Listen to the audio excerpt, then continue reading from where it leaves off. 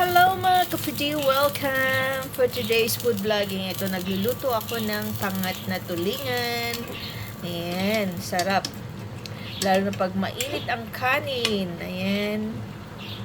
Lagyan ko yan ng syempre talong, sili. At ito, pangpasarap ng yung dried kamyas. Ayan. Ito. Sarap niyan, guys. Okay na. Pwede na tong kainin. Ayan. Sarap.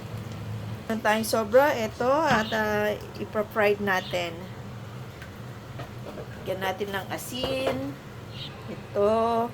Lagyan natin. At i-fried natin. Ayan. Kabilaan. Lagyan natin. Ayan.